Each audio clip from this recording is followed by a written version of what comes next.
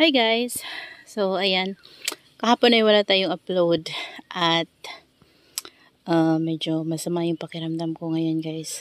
Kasi parang tinamaan ako ng trangkaso. Ayan, pero nakainom naman ako ng gamot at medyo okay naman na yung pakiramdam ko ngayon guys. Kaya naman nagdilig ako sa ating mga Purple Delights. Yung mga nandun natin guys, sobrang tuyo na naman nila, grabe. Kahapon lang ako guys hindi nakapagdilig sa kanila. Sobrang tuyo na agad nila. So, dito, tingnan nyo guys yung flower ng ating Hanakaida. Ganda ng flower niya oh. Ganda ng flower. So, hinayaan ko lang siya para magkaroon siya ng babies and pwede natin ma-propagate.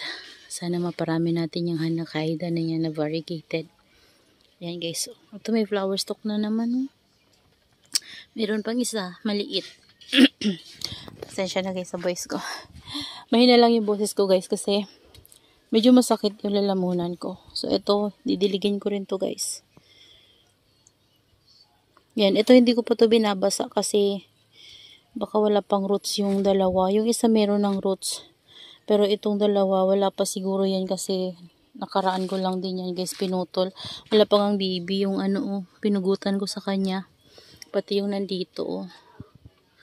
Wala pa. So, dito ko guys nagdidilig. Ayan, nandito na ako banda. Ayan. Nabuhusan ko na to ng konti kanina.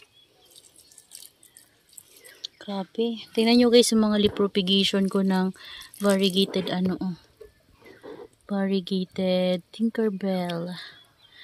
Ayan. From leaf propagation lang yan guys. Ito naman. Piliginin natin ating afterglow. Grabe yung init ngayon guys. Kaya bilis matuyo ng ating mga succulents dito. Ayan. Ay nako, grabe. Ito pa o sila pa nga guys.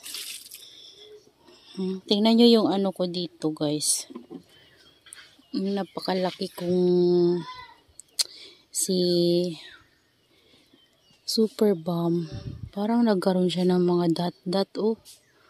Diligan ko to guys ng ng tango.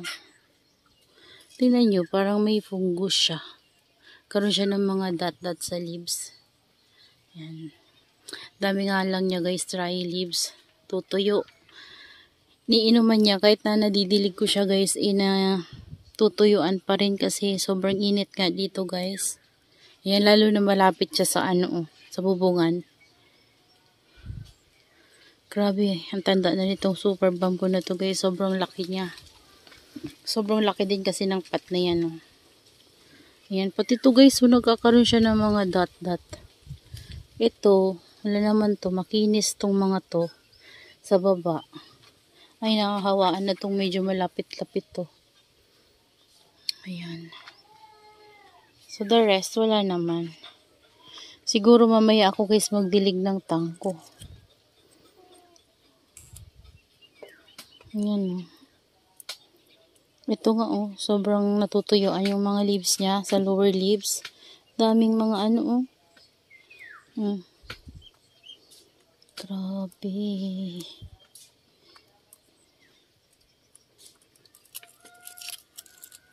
Ayan.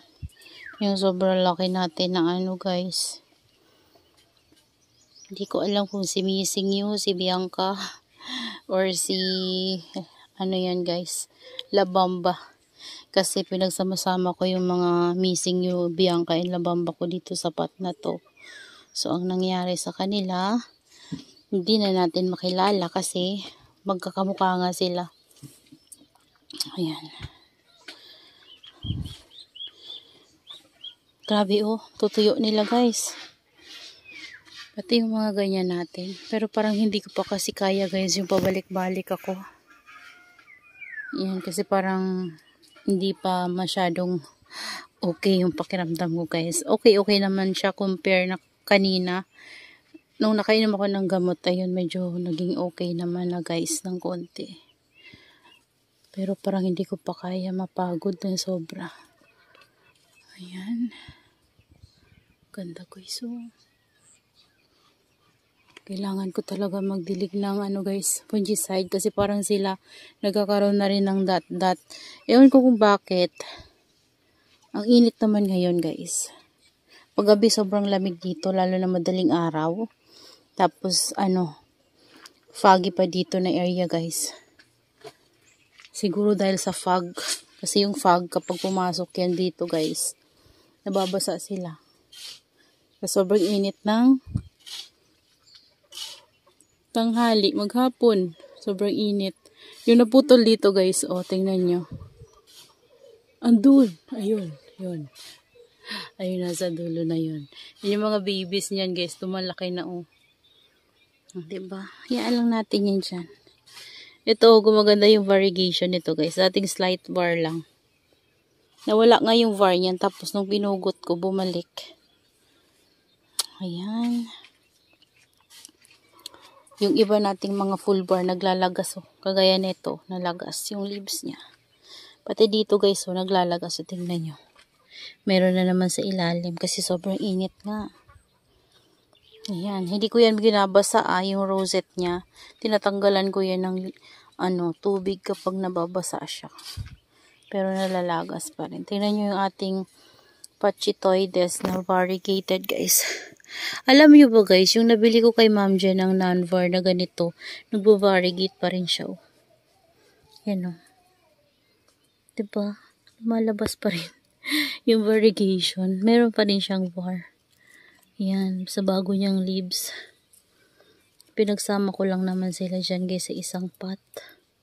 Same lang naman yan sila. Para makalas tayo ng space. At lumalaki na rin guys yung ating dusty rose dito. Yan. Ito sana bumalik yung variegation niya. Kasi walang walang variegation to eh. May baby siya guys. Nag-baby siya sa stem. Ayan. So yung dito, hindi ko pa nadidilig. Dun pa lang. Ayun pa yung pangdilig ko. Ayan. Tapos dito, kailangan kong diligin na naman to guys. Ayan oh. Yung mga nandito nga sa labas, sobrang mga tuyo na. Pero, ewan ko. Hindi pa ako guys makadilig sa lahat ng ito. Ayan, kasi kakapagod, pabalik-balik. Ayan, ganda na ng color guys. Oh.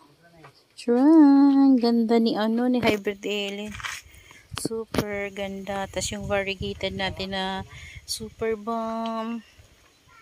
Oh, diba? Tapos nagbibi yan guys ng full bar. Ayun sa ilalim mo. Kita nyo ba? Yun. Ayun. Ayan. Tapos dito, naglagas yung isang leaves ng full bar natin.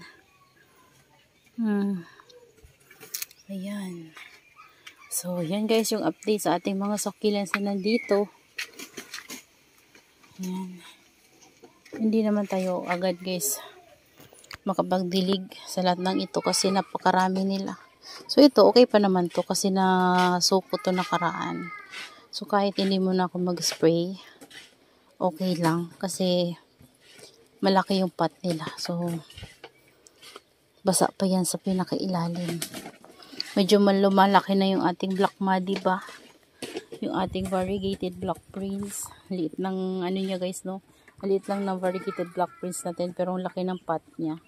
Pero syempre kapag nagdilig tayo dapat tansyado lang para hindi siya ma-overwater.